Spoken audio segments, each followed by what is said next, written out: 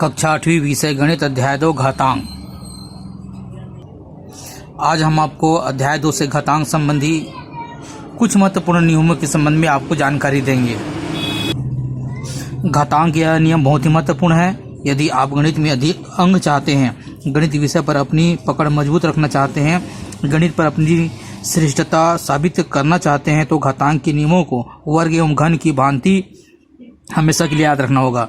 यह नियम कक्षा 8वीं के साथ साथ कक्षा 9वीं, 10वीं एवं जब आप गणित विषय के साथ हायर सेकेंडरी में पढ़ते हैं तब भी यह बहुत ही उपयोगी होगा।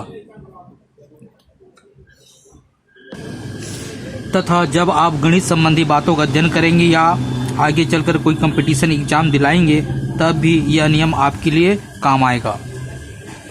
कुछ महत्वपूर्ण नियम इस प्रकार है। यह एक प्रकार से फार्मूला है। यहाँ पहला पॉइंट दिया गया है 1 का घात 0। यदि 1 का घात 0 हो तो इसका मान 1 होता है। मान लो कोई अंक यहाँ पर 125 है, इसका घात 0 दिया गया है तो इसका मान होता है 1। कोई भी दिया हो, यदि यहाँ पर 10,000 भी दे दिया गया है, इसका घात 0 हो तब भी इसका मान 1 होगा। यहाँ पर यह ध्यान देना है, यह आधार कहलाएगा और यह घातांक कहलाएगा। आधार और यहाँ पर जो लिखा रहेगा छोटे अक्षरों में लिखते हैं, यह कहलाता है घातांक। अब हम दूसरा नियम देखते हैं। यदि कोई आधार ऋणात्मक हो और उसका घातांक विषम संख्या हो तो जब इसको हल करेंगे तब इसका उत्तर हमेशा ऋणात्मक में होगा। जैसे मान लो यहाँ पर ऋण 125 है, यह ऋणात्मक संख्या है और इसका घातांक विषम संख्या है। विषम संख्या जैसे मैं आपको भी एक ले रहा हूँ, यहाँ पर मैं 9 ले दिया।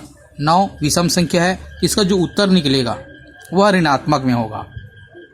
जो संख्या प्राप्त होगा हल करने के बाद जो संख्या प्राप्त होगा वह ऋणात्मक होगा। ऋणात्मक।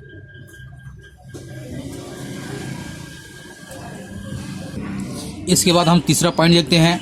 जब कोई आधार का संख्या ऋणात्मक हो और उसका घातांक सम संख्या हो तब उसका जो उत्तर निकलेगा, जो संख्या प्राप्त होगा हल करने के बाद, वह धनात्मक होगा। जैसे यह 125 है और इसका घातांक सम संख्या है, मान लो यहाँ पर मैं 8 ले दिया, तो इसका जो उत्तर निकलेगा वह धनात्मक होगा। जो हमको आंसर प्राप्त होगा वह धनात्मक संख्या होगा, क्योंकि यह सम संख्या है। विषम होने पर ऋणात्मक आंसर आएगा और सम संख्या होने पर, सम घातांक होने पर धनात्मक संख्या आएगा। नियम क्रमांक 4। यदि कोई संख्या है उसका घातांक ऋणात्मक में है, अब इसे हमको धनात्मक में बदलना है। धनात्मक में बदलना है तो हम इस रूप में लिखेंगे 1/a का घात m। यहाँ पर ऋणात्मक है, a का घात ऋण m दिया गया है, इसे हम धनात्मक बदलेंगे तो 1/a का घात m इस प्रकार से लिखेंगे। उदाहरण के लिए जैसे 10 है, इसका घात ऋण 5 है, इसे हमको धनात्मक बदलना है, तब इसे हम 1/10 का घात 5 इस प्रकार से लिख करके हल करेंगे। इस प्रकार से लिखेंगे और हल करेंगे। नियम क्रमांक 5। यदि इस प्रकार संख्या दिया गया है 1/a का घात ऋण m, अर्थात हर का घातांक ऋणात्मक है, इसे हमको धन में बदलना है, तो अब हम हर को ऊपर ले जाएंगे और यह जो ऋणात्मक घातांक है यह धनात्मक हो जाएगा। इस प्रकार से उदाहरण देखते हैं। 1/10 घात ऋण 2 दिया गया। इस ऋण को ऋणात्मक संख्या को, ऋणात्मक घातांक को धनात्मक में बदलना है, तब हम इसे धनात्मक में बदलने के लिए इस प्रकार से लिखेंगे 10 का घात 2। नियम क्रमांक 6। a का घात m गुणित a का घात n हो, अर्थात आधार समान हो और घात अलग अलग हो और गुणा किया जाए, तब हम इस प्रकार से लिखते हैं ये m धन n, अर्थात घात आपस में जुड़ जाएंगे। उदाहरण के रूप में जैसे 10 घात 4 गुणित 10 घात 9 दिया गया, तब इसे हम 10 घात 4 धन 9 इस प्रकार लिख करके हल करेंगे। 7वां पॉइंट, a का घात m भागित a का घात n हो, अर्थात आधार समान हो घात अलग अलग हो और यहाँ पर भाग किया जाता हो, तब इसे हम इस प्रकार से लिखेंगे, a का घात m ऋण n, अर्थात आधार समान होने पर घात घट जाएंगे, आधार समान होने पर घात जुड़ जाएंगे और सातवां में आधार समान होने पर यदि भाग है तो घात घट जाएंगे। इसे हम इस प्रकार से आपको समझाने का प्रयास करते हैं। 10 घात मान लो 4 है, भागित करना है यहाँ पर, और 10 घात 9 दिया गया, तब इसे हम इस प्रकार से लिखेंगे 10 घात 4 ऋण 9, और इस प्रकार से लिख करके इसे हम हल करेंगे। नियम क्रमांक 8.8, एक घात m हो और पूरे घात n हो, यदि इस प्रकार से संख्या दिया गया है तब हम इस प्रकार से करेंगे, एक घात m गुणित n, अर्थात घात और घात का आपस में गुणा हो जाएगा। उदाहरण इस रूप से इस प्रकार से देखते हैं, 10 घात यदि 4 दिया गया और पूरे घात यदि 9 दिया गया, तब हम इसे इस प्रकार से लिखेंगे 10 घात 4 गुणित 9, और इसे हम हल करेंगे। पॉइंट नंबर 9 देखेंगे, यदि इस प्रकार संख्या दिया गया है a बटे b पूरे घात ऋण m दिया गया है, यहाँ पर घातांक जो है ऋणात्मक है, घात ऋण के रूप में लिखा गया है, इसे हम धन के रूप में बदलेंगे, तब इस प्रकार से लिख करके ऋणात्मक को धनात्मक में परिवर्तित कर देंगे।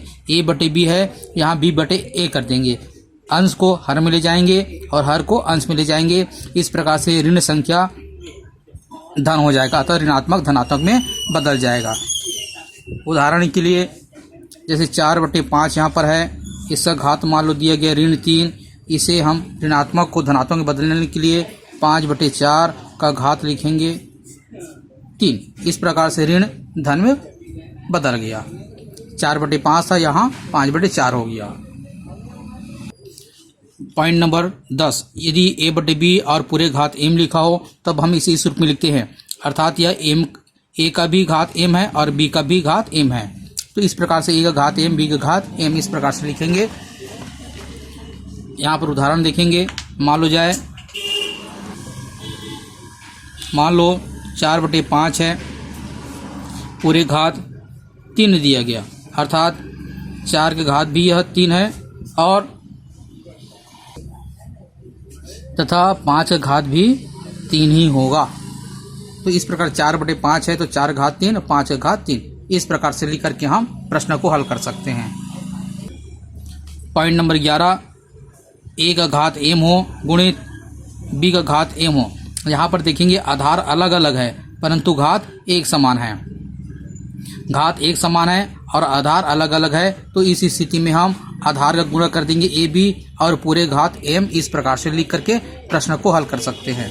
उदाहरण के रूप में मान लो 6 का घात दिया गया 4 गुणित 7 का घात दिया गया 4, तो यहाँ पर देखेंगे आधार अलग अलग है, घात एक समान है, तो इसको आसानी से हल करने के लिए, कम समय में हल करने के लिए इस प्रकार से 6 गुणित 7 पूरे का घात 4, अब इस प्रकार से 7 6 की 42 का घात 4, इस प्रकार से लिखकर के प्रश्न को हल कर सकते हैं। इन नियमों के आधार पर हम बड़े से बड़े संख्या को आसानी से कम समय में हल कर सकते हैं, अतः इन नियमों को आपको अच्छे से याद रखना है, साथ ही अभ्यास आपको करते रहना है। इसके बाद अगले वीडियो में हम इनसे संबंधित प्रश्न आपको समझाएंगे, तब आपको पता चलेगा यह घातांक का नियम इतना महत्वपूर्ण क्यों है।